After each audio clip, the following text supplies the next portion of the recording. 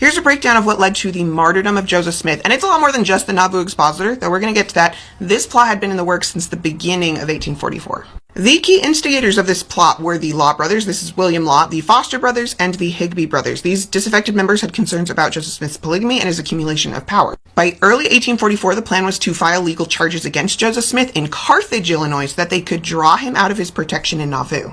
According to witness Stan Jones, this group had no intention of legally proving anything against Joseph Smith, but because they had so many accusations against him, 18 to be exact, that when one failed, they would just try another one and another one until they could just detain him in Carthage. Once detained, the plan was to whip up anti-Mormon mobs into a frenzy and execute the prophet and his brother outside of the law in what they perceived as vigilante justice. By February of 1844, they started their barrage of lawsuits, most of which were dismissed. However, by May 27th, 1 month before the martyrdom, one of the suits finally stuck and Joseph was detained in Carthage. They planned to execute him just right then and there, but Charles Foster had a change of heart and decided to tell Joseph Smith what the plan was ahead of time, so Joseph was able to muster some of his troops from Nauvoo to guarantee his protection. On May 29th, the rhetoric was really heating up, with Thomas Sharp in the Warsaw Signal even low-key prophesying the passing away of Joseph Smith.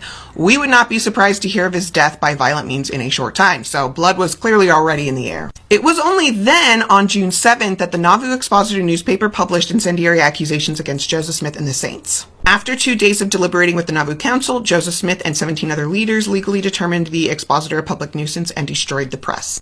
This caused an uproar, and Joseph Smith was charged with inciting a riot. He stood trial in Carthage and was released, but this didn't satisfy Thomas Sharp and the other expositor publishers, so they threatened to invade Nauvoo and exterminate the Mormons. At this, Joseph Smith declared martial law and had the Nauvoo Legion prepared to protect the city. It was this declaring of martial law that prompted Governor Thomas Forge to convince Joseph to stand trial in Carthage again for the riot charge. And as we all know, on June 27th, 1844, Joseph Smith and Hiram Smith were in Carthage jail when a mob stormed the jail and they were martyred in cold blood before they could stand trial.